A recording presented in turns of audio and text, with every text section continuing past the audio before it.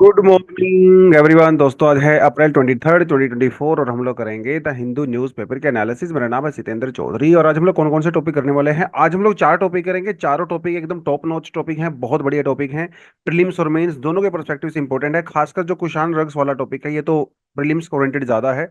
लेकिन जो renewable energy वाला टॉपिक करेंगे, स्टार कैंपेनिंग वाली बात करेंगे, क्रिमिनलाइजेशन ऑफ पॉलिटिक्स, ये तीनों ही टॉपिक आपके मेंस के पर्सपेक्टिव से बहुत ज्यादा इंपॉर्टेंट होने वाले हैं। तो चलिए बढ़ते हैं सीधा पहले टॉपिक पे। और पहला टॉपिक अपना चलता है यहाँ पे, the challenges of the renewable energy. देखिए, इसके अंदर एक टॉपिक और आप ऐड कर सकते हो, यूरोप वाला। वो मैंने यहाँ पे ऐड नहीं किया क्योंकि छोटा सा टॉपिक था। कि यूरोप जो है वो वर्ल्ड एवरेज से ज्यादा वार्म अप क्यों हो रहा है, वो टॉपिक हम लोग बाद में ऐड करेंगे। खैर, तो बढ़ते हैं सीधा पहले टॉपिक पे। और पहला टॉपिक आता है एडिटोरियल, जो कि है रिन्यूएबल एनर्जी के बारे में। और बहुत ज्यादा इन डेप्थ डिटेलिंग इस एडिटोरियल में नहीं दिया गया था, लेकिन उसके बावजूद मैंने काफी सारे पॉइंट यहाँ पे ऐड किए हैं। तो एक तो आपको ये समझना चाहिए कि जब रिन्यूएबल एनर्जी की बात करते हैं तो इंडिया एक ट्रॉपिकल कंट्री है, राइट। और इंडिया के अंदर बीइंग अ ट्रॉपिकल कंट्री काफी ज्यादा पोटेंशियल है कि हम लोग सोलर एनर्जी को, और इंडिया की बहुत बड़ी कोस्ट लाइन भी है, और कोस्ट लाइन को हम लोग विंड एनर्जी के लिए काफी ज्यादा यूज कर सकते हैं। तो हम लोग जो CO2 टारगेट हम लोगों ने अपने सेट किए हैं, उसको अचीव करने का जो पोटेंशियल है वो इंडिया के पास है। कमी तो सिर्फ एक है, एक तो हमारे पास फाइनेंसिस की थोड़ी कमी है और टेक्नोलॉजी की थोड़ी कमी है। अदरवाइज ये दोनों चीजें हमें मिल जाएं तो हम लोग अपने टारगेट को काफी ज्यादा अचीव कर सकते हैं। लेकिन उससे पहले ये तो पता होना चाहिए कम से कम टारगेट क्या है हमारे पास। तो तीन टारगेट यहाँ पे मेंशन किए गए हैं, तीनों टारगेट को आप क्लियरली देख सकते हो। India has set a new target of 500 gigawatt of non fossil fuel based energy. तो फॉसिल फ्यूल का मतलब क्या होता है जी? इसका मतलब होता है कोल। फॉसिल फ्यूल का मतलब होता है आपका आपका डीजल, पेट्रोल। तो पेट्रोलियम की आप यहाँ पे बात कर सकते हो, इवन नेचुरल गैस ऑल्सो, ये फॉसिल फ्यूल होता है। और यहाँ पे लिखा है नॉन फॉसिल फ्यूल, यानी कि इनके अलावा सोलर, विंड, हाइड्रो, वो सब को आप जो है नॉन फॉसिल फ्यूल बोल सकते हो। इवन जियोथर्मल को आप नॉन फॉसिल बोल सकते हो। तो ग्लो 500 GeV मतलब gigawatt of the non fossil fuel based energy by 2030, which is the largest expansion plan for the renewable energy in the world. तो भैया टारगेट तो हम लोग ने दुनिया में सबसे बढ़िया रखे हैं। 2030 तक 500 गीगावाट हम लोग सोलर, विंड, जियोथर्मल यहाँ से हम लोग लेंगे। लेट्स सी ये टारगेट हम लोग अचीव कर पाते हैं क्या, बट आपका एग्जाम के लिए ये टारगेट आपको पता होना चाहिए। उसके अलावा India has committed to achieving net zero emission by 2070। देखिए, किसी कंट्री ने टारगेट 2050 रखा है, किसी ने 2060 रखा है, जैसे चाइना ने, हम लोगों ने 2070 रखा है। तो ये नेट जीरो क्या है? नेट जीरो का मतलब ये होता है कि भैया 2070 तक इंडिया जितना CO2 एमिशन रिलीज करेगा एटमॉस्फेयर में, उतना ही हम लोग एब्जॉर्व करेंगे। मतलब हमारा ओवरऑल जो कंट्रीब्यूशन है वो जीरो रहने वाला है। और आईयूसीएन का ये कहना है, आईयूसीएन ओ सॉरी आईयूसीएन IPCC का ये कहना है कि 2050 तक पूरी दुनिया को नेट जीरो अचीव करना पड़ेगा अगर आपको पेरिस अग्रीमेंट अचीव करना है तो। इसीलिए हर कंट्री ने अपना अपना टारगेट रखा है। इंडिया ने टारगेट थोड़ा सा लेट रखा है क्योंकि हम थोड़ा डेवलपिंग कंट्री हैं, तो हमें थोड़ा और समय यहाँ पे चाहिए होता है। Apart from that, India has not committed to phasing out, ये बड़ा इंपॉर्टेंट टॉपिक है, phasing out the coal due to priority such as the poverty reduction and the economic growth. देखिए, फेज आउट दो टर्म यूज होती हैं, exam में question आ सकता है सीधा सीधा मेंस में।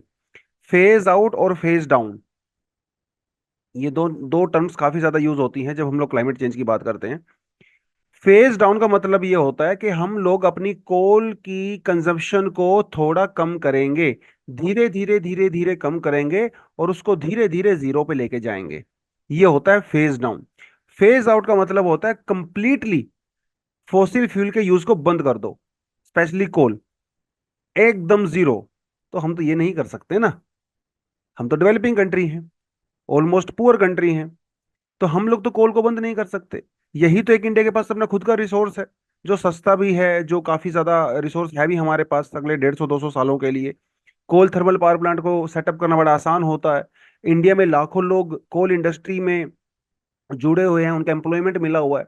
तो ये तो हम लोग नहीं कर सकते फेज आउट। फेज डाउन हम लोग कर सकते हैं धीरे धीरे। जैसे जैसे सोलर विंड का परसेंटेज बढ़ता जाएगा, वैसे वैसे कोल का परसेंटेज अपने आप कम होता चला जाएगा। और 2070 का हमारा टारगेट है ही। तो ये तो टारगेट तो आपको याद होना चाहिए एग्जाम के लिए। लेकिन टारगेट, जिस तरह के टारगेट हम लोगों ने एम्बिशियस टारगेट रखे हुए हैं, इनको अचीव करना उतना आसान है नहीं, बहुत सारे चैलेंजेस हमें फेस करने पड़ेंगे। कुछ चैलेंजेस का आप यहाँ पे बात कर सकते हो। से एक चैलेंज आप यहाँ पे कह सकते हो, high cost and the storage challenge hinder solar power expansion. ठीक है, आपने अगर किसी के पास सोलर पैनल देखा है तो आपको ये पता होगा कि सोलर पैनल के साथ साथ एक बैटरी भी आती है, जहाँ पे हम लोग उसको पावर को स्टोर करते हैं और फिर उस बैटरी से बाद में हम उसको यूज करते हैं।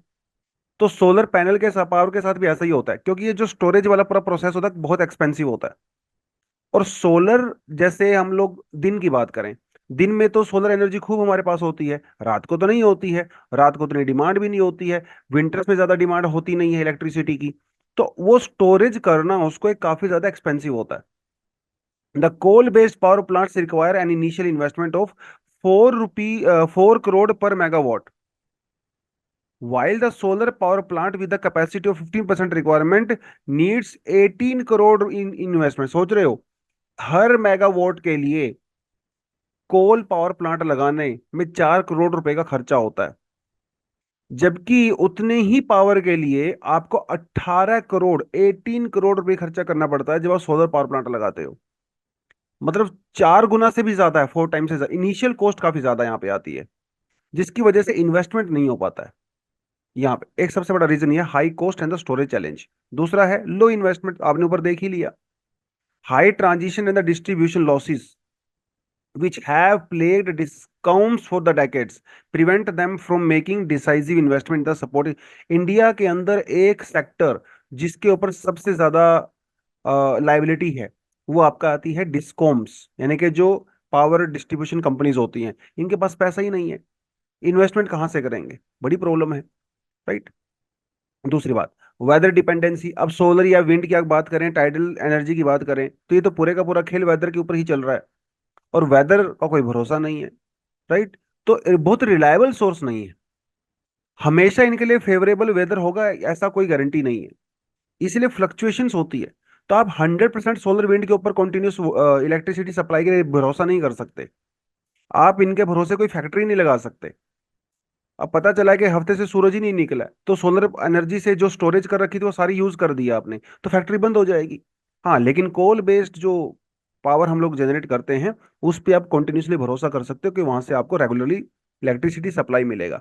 तो ये जो सोलर विंड वगैरह को थोड़ा अनफीजिबल बनाता है, ये सब दिक्कतें। और लैंड एक्विजिशन तो बड़ी प्रॉब्लम है ही, कोल पावर प्लांट के कंपैरिजन में सोलर विंड के लिए आपको बहुत ज्यादा लैंड चाहिए, और इंडिया तो एक लैंड हंग्री कंट्री है, पॉपुलेशन हमारे यहाँ पे ज्यादा है, लैंड अवेलेबल है नहीं।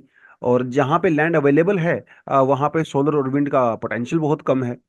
तो एक ये बहुत बड़ी समस्या हमारे यहाँ पे आती है। तो these are some of the challenges. लेकिन यस, हमारी गवर्नमेंट ने over a period of time कुछ स्टेप्स तो लिए हैं, जिसमें कुछ स्टेप आप यहाँ पे देख भी सकते हो। जैसे हमारे पास नेशनल ग्रीन हाइड्रोजन मिशन है, ये फोकस करता है रिसर्च एंड डेवलपमेंट पे। राइट। जो हम लोग इंपोर्ट करते हैं ग्रीन टेक्नोलॉजी, उसको थोड़ा सा रिड्यूस कर सके, आत्मनिर्भरता की बात करते हैं। उसके अलावा we have PM Kusum also. ठीक है, ये फार्मर्स जो रहते हैं उनकी कैपेसिटी को बढ़ाता है कि भैया आप नॉन फॉसिल फ्यूल का ज़्यादा यूज़ करें। राइट। उसके अलावा हमारे पास प्रोडक्शन लिंक पीएलआई स्कीम भी है, प्रोडक्शन लिंक इंसेंटिव हर सेक्टर के लिए लगभग हम लोगों ने चला रखी है। ये हम लोगों ने सोलर सेक्टर के लिए भी चला रखी है, यानी कि जो कंपनीज इंडिया में खुद सोलर पैनल बनाए, प्लांट्स बनाएंगी या सोलर पैनल्स बनाती हैं, वेफर्स बनाती हैं, उनको हम लोग इंसेंटिव यहाँ पे देंगे। उसके अलावा इंटरनेशनल सोलर अलायंस फ्रांस के साथ मिलकर हम लोगों ने चलाया, और उसमें हम लोग कुछ ना कुछ कर रहे हैं। तो these are some of the steps जो आप यहाँ पे बात कर सकते हो। उसके अलावा और क्या कर सकते हैं, और जैसे experimenting with the ownership model in one approach, the parks need not necessary be owned by the state or the private companies, community initiatives. ये बड़ी अच्छी बात है। किसी गांव में अगर आप सोलर पावर प्लांट लगा रहे हो, तो सरकार उसको ओनरशिप ना लेना उसकी, वहां के जो लोकल लोग हैं आप उनको ओनरशिप दीजिए, उस गांव के लोगों को, उस कम्युनिटी को ओनरशिप दीजिए, उनके साथ रिवेन्यू शेयर करिए। इससे क्या होगा, छोटे छोटे बिजनेस सेटअप होंगे, लोगों को स्किल मिलेगा। राइट। उनकी इनकम इंप्रूव होगी और वो सोलर एनर्जी को अडॉप्ट करने के लिए ज्यादा सामने आएंगे। एक ये सॉल्यूशन आप यहाँ पे सजेस्ट कर सकते हो एग्जाम में अगर यहाँ से सवाल आता है। Involving local governments unit in the planning and the siting process can provide opportunity to align local development. कई बार क्या होता है, कहीं पर सोलर पावर प्लांट सरकार ने लगा दिया, फिर लोग सड़कों पे आके प्रोटेस्ट खड़ा हो गए कि आपने हमारी लैंड एक्वायर कर ली है, हमारा धंधा चौपट हो गया, हमें अनएम्प्लॉयमेंट हो गया। सब होता है ना, क्यों क्यों होता है ऐसा? क्योंकि प्लानिंग जब होती है इन सब चीजों की, तो लोकल कम्युनिटी को, लोकल गवर्नेंस को इसके अंदर इंक्लूड ही नहीं किया जाता। सारा फैसले जो है ऊपर से लिए जाते हैं, हाई कमांड के द्वारा लिए जाते हैं। तो अगर आप लोकल कम्युनिटी को, गवर्नेंस को इंक्लूड करोगे ना ये प्लांट्स वगैरह बनाने में, तो प्रोसेस बड़ा फास्ट होगा। और सारा खेल टाइमिंग का होता है, क्योंकि timing is equal to cost. जितना समय जाएगा आपका कॉस्ट बढ़ता चला जाएगा, कॉस्ट बढ़ेगा तो पैसा खत्म हो जाएगा आपके पास। उसके अलावा नया नया रिसर्च कुछ करिए आप लोग, ठीक है। Research with the agrivoltaics is another way to think about the sustainable development energy. तो एग्रीकल्चर में जो इरिगेशन वगैरह हम लोग करते हैं, वहां पे हम लोग सोलर पैनल्स को उस तरह से, किस तरह से इंक्लूड कर सकते हैं, खासकर उन एरियाज में जहाँ पे इलेक्ट्रिसिटी अभी नहीं पहुंची है, दूर दराज के एरिया में जहाँ पे सोलर का स्कोप होता है हमारे पास, राइट। तो वहाँ पे इरिगेशन फैसिलिटीज वगैरह बढ़ाई जा सकती हैं। उसके अलावा large scale renewable energy projects could have positive environment employment outcome at the district level, but they lead a massive employment shift between sectors at the national level, right. तो जो renewable energy plants वगैरह हमारे यहाँ पे होते हैं, तो local area में बहुत ज्यादा एम्प्लॉयमेंट जनरेट कर सकते हैं। इससे क्या होगा, रूरल अर्बन जो माइग्रेशन होता है वो भी कम होगा। और अर्बन एरियाज में जो समस्याएं आती हैं कंजेशन की वजह से, है ना, क्योंकि वो ओवर क्राउडेड हो गए हैं, खासकर स्लम्स एरियाज में, वो अर्बन डेवलपमेंट भी होगा इससे, अर्बन गवर्नेंस बेटर होगा। तो ये सारी चीजों को जो लिंक करोगे ना, तब आपको एक बेटर सॉल्यूशन और लार्ज स्केल सॉल्यूशन आपको मिलेगा। ठीक है, चलो थोड़ा आगे बढ़ते हैं। 8 years in making Kashmir magic carpet is a Marvel. तो देखिए, वैसे सबको पता ही है कश्मीर कारपेट्स के लिए पूरी दुनिया में जाना जाता है। और ईरान में वर्ल्ड फेमस रग्स और कारपेट्स बनाए जाते हैं। और मजे की बात यह है कि ये जो टेक्नोलॉजी आई है कश्मीर में कारपेट मेकिंग की, ये ईरान से ही आई है। तो वहां पे एक कारपेट मेकिंग का स्टाइल होता है जिसे काशन स्टाइल कहते हैं। तो एक हिस्टोरिकल डिजाइन है of the Iranian city of the caution, ठीक है। वहीं से ही आया था कश्मीर के अंदर कारपेट मेकिंग, ईरानियन सिटी है काशन। तो उसी से generation to generation, generation to generation बहुत सारे हजारों लाखों जो लोग हैं, वर्कर्स हैं, वो इस इंडस्ट्री में काम करते हैं कश्मीर में, जिनको यहाँ पे एम्प्लॉयमेंट मिल रहा है। थोड़ी हिस्ट्री अगर आप इसकी बात करें, तो ये तो आपको मैंने बता ही दिया है। The origin of the hand knotted carpets locally known as kal baffi, ठीक है, काल बाफी इसको कहते हैं, और 15 सेंचुरी में जाता है। आया कहां से था ये? आया पर्सिया से ही था, जिसे ईरान कहते हैं। तो ऐसा कहा जाता है कि सुल्तान जैन उल अबिदीन ये कुछ कारपेट वीवर्स को पर्शिया यानी कि ईरान से लेके आए थे। वो उनको इंडिया में, कश्मीर में लेके आए, यहाँ के कुछ लोकल लोगों को ट्रेनिंग दिया और कारपेट बनाना इन्होंने शुरू किया, ठीक है। उसके अलावा कुछ और लोगों को भी इसका क्रेडिट जाता है, जैसे शाहरुख, शाही खान, गयाउद्दीन उद्दीन, जैनुल अबदीन, इन सबको क्रेडिट जाता है। ये बाद में और लोगों को लेके आए। एंड उनको कहा जाता है बादशाह, कहा जाता था, ठीक है। एंड महाभारत, और मतलब ये वही है, ये शाहरुख शाही खान, ठीक है। ही वॉज द पर्सन जिन्होंने महाभारत और राज तरंगिणी को पर्शियन में इन्होंने ट्रांसलेट भी करवाया था। तो एक छोटी सी इसकी हिस्ट्री आती है। और there are different type of knots and in Kashmir the Farsi baf and the Persian system known as the Senneh or the Senneh knot is generally used. तो कारपेट मेकिंग में खूब सारी ना नोट्स लगाई जाती हैं। जो कश्मीरी रग्स के अंदर नोट होती है, वो ईरानियन पार्शियन नोट्स होती हैं, जिसे सेना कहा जाता है। भाई सीधी सी बात, आप ईरान से लेके आए थे तो नोट भी तो वही लगाओगे ना, आप मलेशिया वाला नोट थोड़ी ना लगाओगे। तो उस कॉन्टेक्स्ट में आप इसको समझ सकते हो, ठीक है। चलो, छोटा सा प्रीलिम्स के ओरिएंटेड टॉपिक आज में से इस तरह का क्वेश्चन है, कोई खास आ, मतलब वैसे पूछेंगे नहीं आपको मेंस में, प्रीलिम्स में आप थोड़ा सा इसके बारे में बात कर सकते हैं। तो काशन ड्रग्स, अगर आप कश्मीर की बात करें, तो these are renowned for their intrinsic design, ठीक है, culture significance and originated in Iran. कि Kashan rugs typically feature intricate the medallion designs, जैसे ऊपर मैंने आपको दिखाया था पिक्चर के अंदर, वैसा कुछ आपको नजर आता है। अलग अलग तरह के कलर्स इसमें नजर आएंगे आपको, डीप रेड, ब्लू, आइवरी, अर्थ टोन्स वगैरह, वो सब आपको यहाँ पे नजर आएंगे, ठीक है। और क्वेश्चन भी यहाँ से जो आर्ट एंड कल्चर वाले पर्सपेक्टिव से आप देख सकते हो, ठीक है। Craft, Phulkari shawls, Sujani embroidery, Uppada, jamdani saris. तो ये कई बार इस तरह के क्वेश्चन एग्जाम में आ जाते हैं, ठीक है। तो फुलकारी जो शॉल है, तमिलनाडु, सॉरी, पुथुकुली, वो जो है तमिलनाडु से बिलोंग करती है। सुजनी एम्ब्रॉयडरी बिहार, और उपाड़ा जमदानी साड़ी जो है वो आंध्र प्रदेश से बिलोंग करती हैं। तो ये जो जो लोकल क्राफ्ट होती है ना, यहाँ से कई बार एग्जाम में क्वेश्चन आ जाते हैं, खासकर अगर वो जीआई टैग उनको होता है। तो थोड़ा सा आप इसका एग्जाम के पर्सपेक्टिव से देख सकते हो। आई थिंक ये क्वेश्चन 2018 में आया था। तो जब भी इस तरह की क्राफ्ट वगैरह न्यूज में रहती हैं तो थोड़ा हमारे लिए इंपॉर्टेंट हो जाता है। थोड़ा आगे बढ़े। Europe is warming faster than any other continent. ठीक है, देखिए ये बात ऐसे हमें सबसे पहले से पता ही है कि आर्कटिक जो है ना, आर्कटिक ओशन, जो आर्कटिक रीजन है पूरे का पूरा, वो वर्ल्ड एवरेज से ऑलमोस्ट डबल रेट से वार्म अप हो रहा है। और उसके आसपास यूरोप भी है। और अभी एक रिपोर्ट में कहा गया that Europe is the fastest warming continent. ठीक है, और ग्लोबल एवरेज से मतलब ट्वाइस से भी ज्यादा, 2 गुना से भी ज्यादा इसका टेम्परेचर बढ़ रहा है। ठीक है, जब हम लोग इंडस्ट्रियल रेवोल्यूशन की बात करते हैं, उसके कंपैरिजन में अगर देखें, इंडस्ट्रियल रेवोल्यूशन के कंपैरिजन में ग्लोबल वर्ल्ड एवरेज टेम्परेचर वो 1.3 डिग्री सेंटीग्रेड इंक्रीज हुआ है। वहीं इंडस्ट्रियल रेवोल्यूशन के कंपैरिजन में जो यूरोप का टेम्परेचर है वो 2.3 डिग्री सेंटीग्रेड बढ़ गया है। यानी कि ग्लोबल एवरेज से काफी ज्यादा यूरोप का टेम्परेचर इंक्रीज हुआ है। और ग्लोबल सी सरफेस टेम्परेचर की बात करें, वो भी यूरोप के अंदर हाईएस्ट है 2023 and other country years also. और कोस्ट, मतलब जो वेदर रिलेटेड जो इवेंट्स होते हैं जैसे वाइल्ड फायर है, फ्लड है, एक्सट्रीम रेनफॉल, एक्सट्रीम स्नोफॉल, 2023 के अंदर 13.4 बिलियन यूरोज का लॉस हुआ है। तो यूरोपियन यूनाइटेड नेशन के वर्ल्ड मेट्रोलॉजी का जो ऑर्गेनाइजेशन है, उनका ये कहना है कि भाई देखो, हालांकि लग तो बड़ा मुश्किल रहा है कि कुछ हो सकता है, लेकिन फिर भी एक अपॉर्चुनिटी भी है थोड़ी सी। ठीक है, अपॉर्चुनिटी यही है कि wind solar hydro electric power के ऊपर यूरोप वाले थोड़ा फोकस करें। ठीक है, और एक दिन इस प्रॉब्लम को लोग रिवर्स कर सकते हैं। अभी एक हल्का सा चांस है। हालांकि मोस्टली जो ट्रेन प्लेटफॉर्म को निकल चुकी है, बट फिर भी लास्ट जो बोगी है अभी थोड़ा बचा हुआ है। अगर कुछ ना कुछ स्टेप लेंगे तो शायद कुछ ना कुछ कर सकते हैं। ठीक है, 43% इलेक्ट्रिसिटी जो है वो रिन्यूएबल एनर्जी सोर्सेज चाहिए यूरोप में। हालांकि यूरोप पूरा वर्ल्ड से थोड़ा आगे ही चलता है इस मामले में, बट फिर भी अभी जो है काफी कुछ करना यहाँ पे बाकी है। अब सवाल ये उठता है कि यूरोप, ऐसा क्या रीजन है कि यूरोप जो है वर्ल्ड से थोड़ा ज्यादा वार्म अप हो रहा है।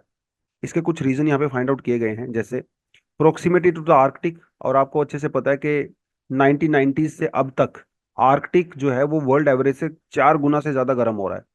तो यूरोप क्योंकि आर्कटिक के काफी क्लोज में होता है, तो उसका इंपैक्ट तो वहां पे डेफिनेटली नजर आता ही आता है आपको, राइट। उसके अलावा land area and the seas, land areas आपको पता है कि जो ज्यादा गर्म होते हैं as compare to water, right. और यूरोप एक बहुत बड़ा एक्सटेंसिव लैंड मास है, जिसकी वजह से वो ज्यादा वार्म अप हो जाता है।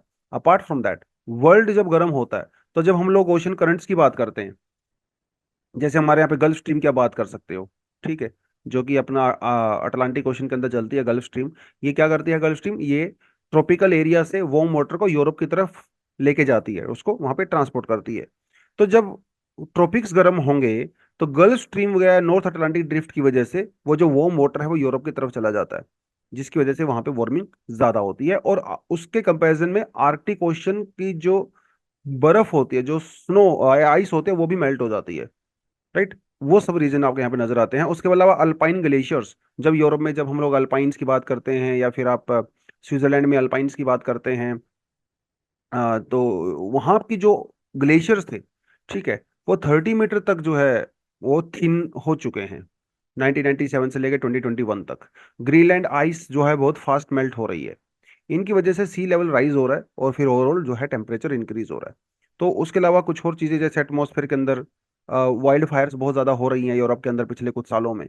वो सब कुछ रीजंस नजर आते हैं, जिसकी वजह से ओवरऑल यूरोप का टेम्परेचर जो है वो काफी ज्यादा बढ़ गया है। तो बेसिकली ये वही ट्रेंड है जो वर्ल्ड में चल रहा है।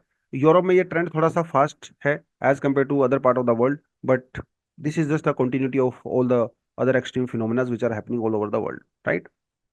चलिए, what are the rules around the star campaigners. आपने बहुत बार सुना होगा कि ये स्टार कैंपेनर हैं, कोई बड़ी सेलिब्रिटी आ गए या कोई बहुत बड़े नेता आ गए, वो स्टार कैंपेनर। जैसे मान लो कोई तमिलनाडु में इलेक्शन चल रहा है, और वहां पे मोदी जी चले गए एज ए स्टार कैंपेनर। ठीक है, या फिर योगी जी चले गए कहीं पे स्टार कैंपेनर, राहुल जी चले गए कहीं पे स्टार कैंपेनर। तो स्टार, कई बार कोई सेलिब्रिटी चले जाते हैं स्टार कैंपेनर के तौर पे। तो ये स्टार कैंपेनर होता क्या है बेसिकली, और अभी न्यूज में क्यों है? न्यूज में तो इसलिए है क्योंकि अभी गुजरात में जो है सुनीता केजरीवाल जी, जो कि केजरीवाल जी की बीवी हैं, क्योंकि केजरीवाल जी तो वैसे जेल में हैं अभी। तो इनको as a star campaigner select किया गया है बाय आप गवर्नमेंट, ठीक है। एनीवेज, तो ये स्टार कैंपेनर सिर्फ नाम के होते हैं, इनके लिए कुछ लीगल प्रोविजंस भी होते हैं, है ना। सवाल ये है, बिल्कुल इनके लिए लीगल प्रोविजंस होते हैं।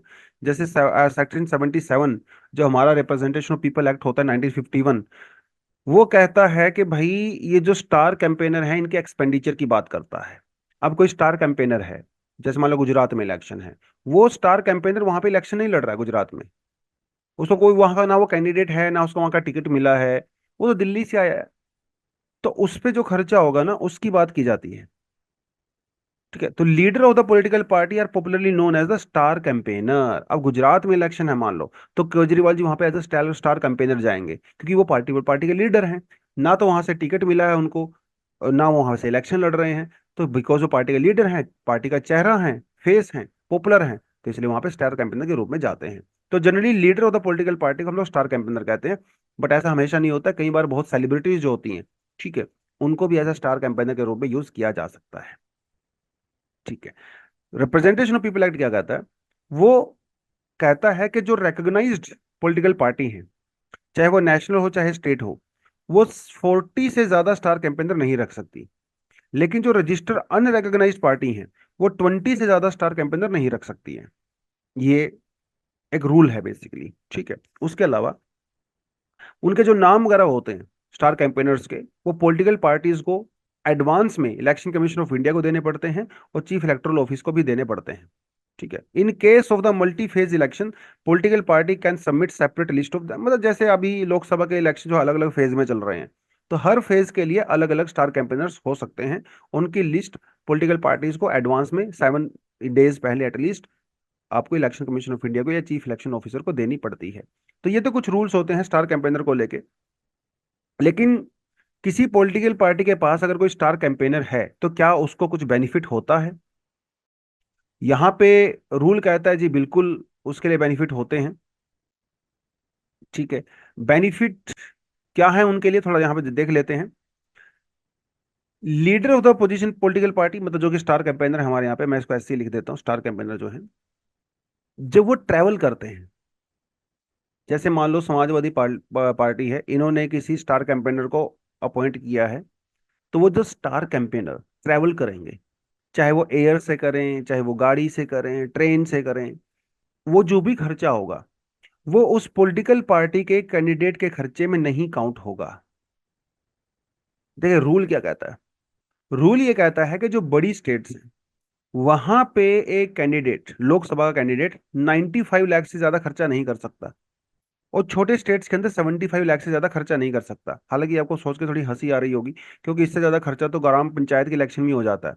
बट एनीवेज रूल तो यही कहता है। तो ये जो स्टार कैंपेनर जब ट्रैवल करते हैं तो ये इस 95 लाख रुपए के अंदर ऐड नहीं होंगे। ये बेनिफिट बेसिकली यहाँ पे होता है, राइट। उसके अलावा तो इसका मतलब ये हुआ कि जो स्टार कैंपेनर हैं वो वोट के लिए, जैसे कई बार होता है ना, वो पॉलिटिकल रैली चल रही होती है, स्टार कैंपेनर जो है उसको गाड़ी पे खड़ा कर देते हैं, ठीक है, वो उस तरह का सेलिब्रिटी वगैरह वहां पे इस तरह से कुछ रहता है। उसके अलावा स्टार कैंपेनर अगर उस कैंडिडेट के साथ, उस पॉलिटिकल पार्टी की कैंडिडेट के साथ अगर स्टेज शेयर करते हैं, भाषणबाजी करते हैं और अपने कैंडिडेट के लिए वोट मांगते हैं, उस केस में उनका खर्चा एक्सपेंडिचर में खर्चा काउंट किया जाएगा, ठीक है। और अगर वो स्टार कैंपेनर उस कैंडिडेट के साथ ट्रेवल करते हैं, ठीक है, तो 50% का खर्चा आपके इलेक्शन एक्सपेंडिचर के अंदर कंसिडर किया जाएगा, राइट। तो ये कुछ चीजें चीजें यहाँ पे आप देख सकते हो। लेकिन स्टार कैंपेनर को लेकर दिक्कतें बहुत सारी हैं। दिक्कतें ये है ना, मोस्ट ऑफ द टाइम ये स्टार कैंपेनर्स भावनाओं में बह जाते हैं और ये भूल जाते हैं कि उनका ड्यूटी क्या है। और बहुत सारे बार इनअप्रोप्रिएट अब्यूजिव वर्ड्स का यूज करते हैं अपोजिशन पार्टी के कैंडिडेट्स के अगेंस्ट में, वोट मांगने के चक्कर में। तो ये एक बहुत बड़ा इशू यहाँ पे नजर आता है, ठीक है। देखिए ना तो वहां से कैंडिडेट है, ना वहां से उनको वोट चाहिए, तो उनसे कोई इंपैक्ट पड़ने वाला है नहीं। और क्योंकि इलेक्शन कमीशन ऑफ इंडिया के खिलाफ कुछ एक्शन ज्यादा ले नहीं पाएगा, क्योंकि वो पॉलिटिकल पार्टी के मेंबर तो हैं लेकिन पॉलिटिकल पार्टी के लीडर नहीं है, तो ना इनको डिस्क्वालिफिकेशन का डर होता है, किसी तरह का डर इनको होता ही नहीं है। तो खूब सारी इनअप्रोप्रिएट भाषा का ये लोग यूज करते हैं। जैसे कुछ इलेक्शन यहाँ पे एग्जाम्पल यहाँ पे डाले गए हैं। 2020 के इलेक्शन में क्या हुआ था, दिल्ली की असेंबली जब इलेक्शन थे, तो अनुराग ठाकुर और जो है प्रवेश वर्मा, ये बीजेपी के स्टार कैंपेनर्स थे। इन्होंने खूब भद्दी भाषाओं का यूज किया, गाली गलौज का यूज किया, और इनके खिलाफ जब एक्शन लेने की बात आई तो एक्शन खास खास हुआ नहीं। उसी समय जनवरी 2020 के अंदर उसी समय मध्य प्रदेश के अंदर, बेसिकली ये तो सेम ही आ गए यहाँ पे। मध्य प्रदेश के अंदर एक और इशू हुआ था, जिसमें एक स्टार कैंपेनर थे, और उन स्टार कैंपेनर ने कुछ बीजेपी वीमेन कैंडिडेट के अगेंस्ट में कुछ अब्यूसिव लैंग्वेज का यूज किया था। ठीक है, और ये मामला जब इलेक्शन कमीशन के पास गया, और उस समय सुप्रीम कोर्ट ने ये कहा, जब इलेक्शन कमीशन ऑफ इंडिया ने उन कैंडिडेट को कहा कि भैया आपको हम लोग डिस्क्वालीफाई कर देंगे, तो इलेक्शन सुप्रीम कोर्ट ने ये कहा कि इलेक्शन कमीशन ऑफ इंडिया के पास ये पावर ही नहीं है कि उनको डिस्क्वालीफाई कर सकें। तो ये कुछ दिक्कत भी हमारे यहाँ पे है। तो यही कुछ इश्यूज हैं। इलेक्शन कमीशन ऑफ इंडिया की जो पावर है वो पूरी तरह से क्लियर है नहीं इस मामले में, कि क्या पावर है। तो क्या कर सकते हैं हम लोग यहाँ पे? पहली बात तो रिप्रेजेंटेशन ऑफ पीपल एक्ट ये कहता है कि पॉलिटिकल पार्टीज कैन अपॉइंट और revoke the appointment of the star campaigner. ठीक है, अब ये तो ऑब्वियस सी बात है, पॉलिटिकल पार्टी के ही मेंबर होते हैं, वो कुछ ना कुछ वो कर सकते हैं। आर्टिकल 324 क्या कहता है? कहता है कि high election commission is the highest authority, ठीक है, जिसको पावर दी गई है इलेक्शंस को सुपरिटेंडेंस करने की और कंट्रोल करने की। लेकिन जब स्टार कैंपेनर की बात आती है, उस समय इलेक्शन कमीशन ऑफ इंडिया के पास क्या पावर है ये क्लियर कहीं पे भी हमारे कॉन्स्टिट्यूशन में नहीं है। इसीलिए वो कई बार मॉडल कोड ऑफ कंडक्ट का सीरियस वायलेशन करते हैं, फिर भी बच के निकल जाते हैं। तो यहां पे इलेक्शन कमीशन ऑफ इंडिया के पास स्ट्रोंग पावर होनी चाहिए कि जिस कैंडिडेट के लिए जो स्टार कैंपेनर कैंपेनिंग कर रहा है, अगर वो स्टार कैंपेनर कुछ गलत भाषा का यूज करता है, तो उस कैंडिडेट की मेंबरशिप को हम लोग रद्द कर सकते हैं। ऐसी power election commission of India के पास नहीं है, लेकिन होनी चाहिए। इससे होगा क्या, जो स्टार कैंपेनर हैं they will behave more responsibly, और जो कैंडिडेट्स हैं वो भी एक थोड़ा सा मर्यादा में रहेंगे, बेसिकली ये इनका कहना है। राइट, उसके अलावा जो खर्चा होता है, एक्सपेंसेस होते हैं, ये इसके ऊपर भी बहुत क्लियर कट रूल हमारे पास है नहीं। तो बहुत बार खर्चा बहुत ज्यादा हो जाता है, दिखाते कम है। ठीक है, पॉलिटिकल रैलीज वगैरह में बिलिंग वगैरह होती नहीं है, ब्लैक मनी बहुत ज्यादा चलता है। तो इन एक्सपेंसेस के लिए कुछ स्ट्रॉन्ग रूल्स डेफिनेटली हमारे पास होने की रिक्वायरमेंट है। चलिए थोड़ा आगे बढ़े। Accused in the criminal cases one more seats in 17th Lok Sabha.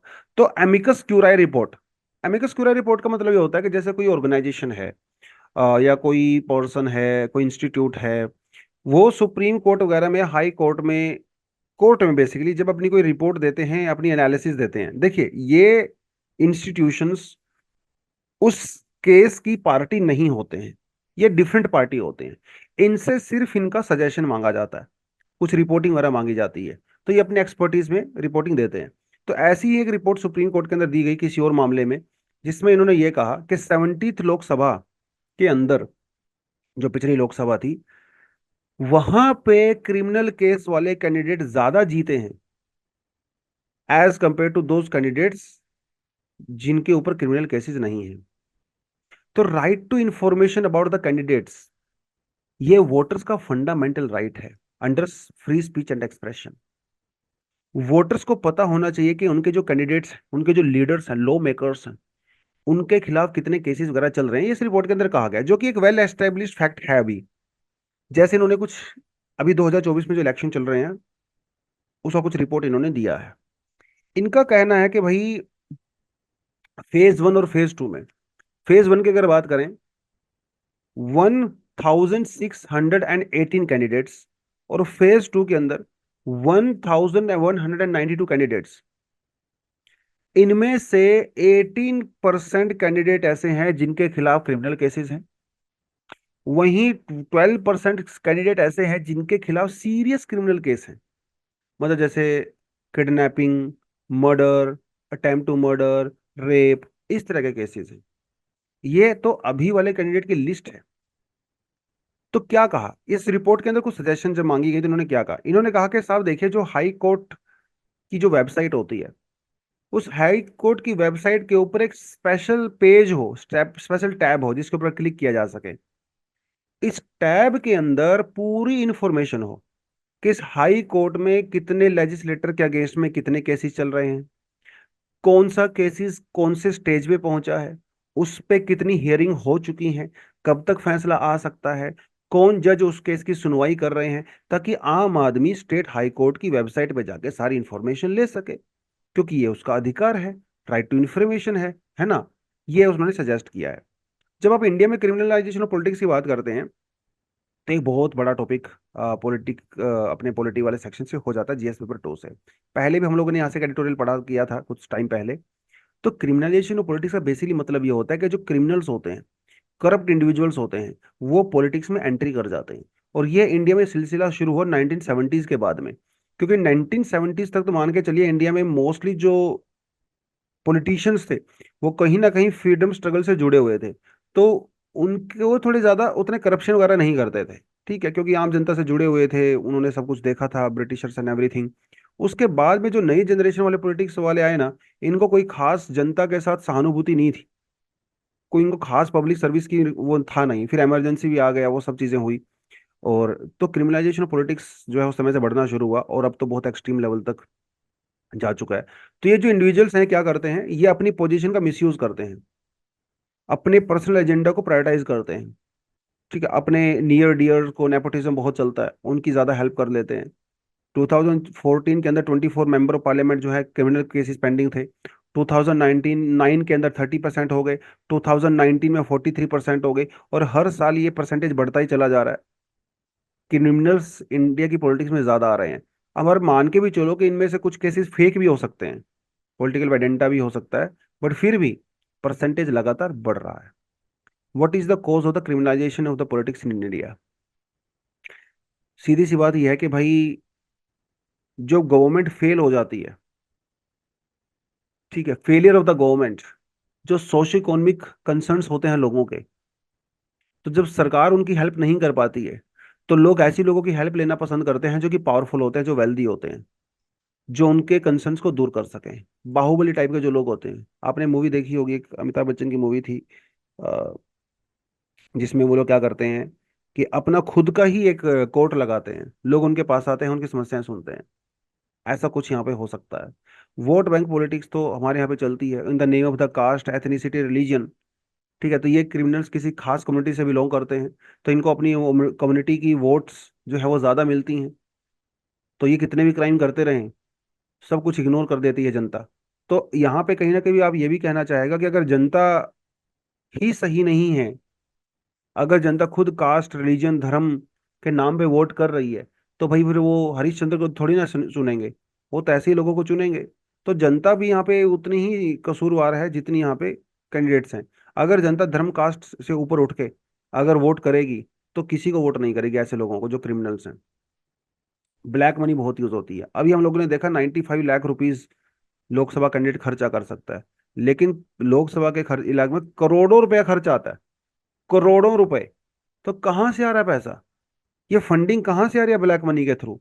ये सब उन्हीं लोगों से आ रहा है जिनके पास बहुत पैसा वैसा है, ठीक है। तो टेंटेड कैंडिडेट्स इसलिए आ जाते हैं क्योंकि उनके पास पैसा बहुत है, 2 नंबर में कमाया हुआ पैसा बहुत है, तो उनके जीतने के चांसेस ज्यादा हो जाते हैं। इसलिए पॉलिटिकल पार्टी उनको वोट देती है, क्योंकि यहाँ पे सारा खेल सिर्फ आउटकम पे फोकस किया जाता है, कौन जीत के आया, कैसे जीत के आया, उससे कोई मतलब नहीं है। और lack of internal party democracy भी हमारे यहाँ पे है। पॉलिटिकल पार्टीज हमारे यहाँ पे एक ना फैमिली बिजनेस जैसा हो गया है। तो पहले दादाजी से, फिर उनका बेटा आ गया, फिर पोता आ गया, फिर आगे और भी जनरेशन चल रही है। तो इंटर पार्टी डेमोक्रेसी नहीं है, जिसकी वजह से पार्टी के बड़े बड़े जो इलीट हैं, वही सारे डिसीजन लेते हैं। तो लैक ऑफ स्क्रूटनी नहीं है। तो ऑनेस्ट पर्सन अगर किसी पॉलिटिकल पार्टी में है, उसकी आवाज कोई सुनेगा ही नहीं, क्योंकि उसको कोई सुनता ही नहीं है बेचारे को। इनएडिक्वेट डेटरेंस, लो कन्विक्शन रेट, नेताओं के ऊपर 15 साल, 20 साल, 25 30 साल केस चलते ही रहते हैं, अगर किसी को पकड़ा भी जाता है तो भी। स्लो ट्रायल प्रोसेस है, चार्जशीट फाइल नहीं होती है, पुलिस के साथ मिलके बहुत कुछ होता है हमारे यहाँ पे। तो जब इनको पता है, क्रिमिनल्स को पता है कि पॉलिटिक्स में आने के बाद वो रिम्यून हो जाते हैं, इसीलिए वो अभी यहाँ पे पॉलिटिकल यहाँ पे आना भी, पहले वो डरते थे क्रिमिनल्स, नेताओं से भी डरते थे, पुलिस से भी डरते थे, और दूर रहते थे इन दोनों चीजों से, छुप के रहते थे। बाद में उन्होंने गेम समझ में आया कि एक्चुअली मजा पावर में जाने में है, क्योंकि फिर वो अपने हिसाब से रूल बना सकते हैं। हमारे तो यहाँ पे कई सारे स्टेट्स में, उन स्टेट्स के जो सबसे बड़े क्रिमिनल्स थे वो इलेक्शन जीत के आए और उनको जेल मंत्री तक बना दिया गया। कितनी खतरनाक बात है। जेल मिनिस्टर बना दिया भैया उनको, जो खुद जेल में जाने लायक हैं, और वो जेल में गए भी बाद में। ये सब चल रहा है हमारे यहाँ पे। इलेक्शन कमीशन को कुछ पावर दी गई हैं, कुछ पावर एम्बिगुअस हैं। ठीक है, उसके पास प्रॉपर पावर नहीं है कैंडिडेट्स को डिस्क्वालीफाई करने की। वो सारी समस्या हमारे यहाँ पे इम्पैक्ट तो होता ही है। जब पॉलिटिक्स में इतने क्रिमिनल्स आएंगे, बहुत इंपैक्ट होता है। डेमोक्रेसी अंडरमाइन हो जाती है, भरोसा उठ जाता है डेमोक्रेसी से। भाई जब सरकार चलानी ही क्रिमिनल्स ने है तो फिर इलेक्शन करवा के क्या फायदा है। ट्रस्ट नहीं रहता है लोगों का। पुअर गवर्नेंस, अब देखिए क्योंकि ये क्रिमिनल्स होते हैं, इनके पास स्किल तो होता नहीं, एजुकेशन बैकग्राउंड नहीं होती है, स्किल्स नहीं होते हैं, ये एक्सपर्ट्स थोड़ी ना होते हैं। तो जब ये इलेक्शन जब आएंगे जीत के, तो ये तो अपने लिए काम करेंगे, अपने इंटरेस्ट के लिए काम करेंगे। तो पुअर गवर्नेंस, आम जनता की तो सुनेंगे ही नहीं। कल्चर ऑफ इम्प्यूनिटी, एक मैसेज आता है कि आप जितना मर्जी क्राइम कर लीजिए, आपको कोई हाथ नहीं लगा पाएगा। राइट। और इससे क्राइम रेट बढ़ता है। तो जब ये पॉलिटिक्स में नहीं थे तब क्राइम करते थे, पॉलिटिक्स में आने के बाद तो डबल ट्रिपल क्राइम करते हैं। अब इनको पता है कि पुलिस भी तुम्हारे हाथ में है, सब कुछ तुम्हारे हाथ में है। करप्शन एनकरेज होता है। तो सीधी सी बात है, जो करप्टेड पर्सन आएगा तो अपने जैसे लोगों को ही अपने लिए काम करेंगे, उसके जैसे लोग। तो ब्राइबरी, करप्शन, भयंकर वो सब चलेगा यहाँ पे। सोशल डेवलपमेंट हैम्पर होती है, इनको कोई मतलब नहीं है सोशल डेवलपमेंट से, इनको सिर्फ सेल्फ इंटरेस्ट से मतलब है। तो कानून को कॉम्प्रोमाइज करते हैं, वेलफेयर प्रोग्राम्स को कॉम्प्रोमाइज करते हैं, हेल्थ एजुकेशन सबको कॉम्प्रोमाइज करते हैं। इंटरनेशनल रेपुटेशन खराब होती है देश की।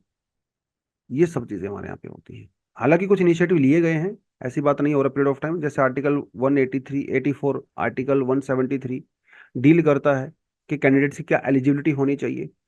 आर्टिकल 102, 191 ये डिस्क्वालिफिकेशन के बारे में बात करता है। ठीक है। उसके अलावा इंडियन पिनल कोड का जो चैप्टर 9 है, वो ऐसे ऑफेंसेस के बारे में बात करता है, जैसे bribery, improper influence, criminal practices. अगर आप इलेक्शन के दौरान करते हो तो आपके खिलाफ, आपके ऊपर पेनल्टी लगाई जा सकती है, आपको डिस्क्वालीफाई भी किया जा सकता है। ऐसे ऑफेंसेस की लिस्ट दिया गया है आरपी एक्ट के अंदर, जिसमें मेंबर ऑफ पार्लियामेंट को जो है वो डिस्क्वालीफाई किया जा सकता है। अपार्ट फ्रॉम किसी को अगर 2 साल से ज्यादा की सजा हो जाती है किसी केस में, तो आप इलेक्शन नहीं लड़ पाओगे 6 साल के लिए।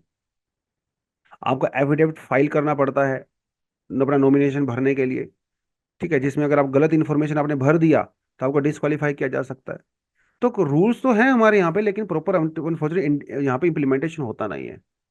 जैसे 2002 के अंदर जो सुप्रीम कोर्ट ने एक फैसला सुनाया था, जिसमें यह कहा गया था कि हर कैंडिडेट को अपना criminal record, financial record, education qualification declare करना पड़ेगा at the time of nomination. ये क्यों दिया गया था? ताकि आम आदमी को अपने नेता के बारे में पता तो हो, कितने पढ़े लिखे हैं भैया, कितना इनके पास प्रॉपर्टी है, क्या क्रिमिनल केसेस वगैरह चल रहे हैं। फिर 2005 में रमेश दलाल वाले केस में सुप्रीम कोर्ट ने कहा कि अगर किसी को 2 साल या उससे ज्यादा की सजा हो जाती है, कन्विक्ट कोई हो जाता है, तो भैया आप इलेक्शन नहीं लड़ सकते। फिर एक पीआईएल फाइल किया गया था 2018 के अंदर, जिसमें पॉलिटिकल पार्टीज को यह कहा गया था कि आपके कैंडिडेट्स के खिलाफ जितने भी केस हैं, आप उसको ऑनलाइन अपनी वेबसाइट के ऊपर दिखाइए। ये सब कुछ चीजें हमारे यहाँ पे हो चुकी हैं, बट अनफॉर्चुनेटली इसका कोई प्रॉपर सॉल्यूशन यहाँ पे निकला है नहीं। तो आप क्या सजेस्ट कर सकते हो एग्जाम में अगर यहाँ पे सवाल आता है? तो फास्ट ट्रैक कोर्ट्स बनाएं। इस तरह के क्रिमिनल केसेस जो पॉलिटिशियंस के अगेंस्ट में होते हैं, जल्दी से जल्दी फैसला आए, वो होना चाहिए। इलेक्शन कमीशन ऑफ इंडिया के रूल्स स्ट्रिक्टली फॉलो किए जाने चाहिए। जो सुप्रीम कोर्ट ने डायरेक्टिव्स दिए हैं, स्ट्रिक्टली फॉलो किए जाए इलेक्शन कमीशन के द्वारा। पार्टीज के अंदर इंटरनल डेमोक्रेसी होनी बहुत जरूरी है। ये सब चीजें होंगी तो थोड़ा क्रिमिनलाइजेशन ऑफ पॉलिटिक्स जो है वो थोड़ा कम हो सकता है। आप एआई, आर्टिफिशियल इंटेलिजेंस का यूज कर सकते हो। आप वर्चुअल हियरिंग का यूज कर सकते हो ताकि स्पीडी ट्रायल हो सके। ये सब चीजें यहाँ पे डेफिनेटली होनी चाहिए। मनी, गिफ्ट्स, इनका जो है मिसयूज कम से कम हो।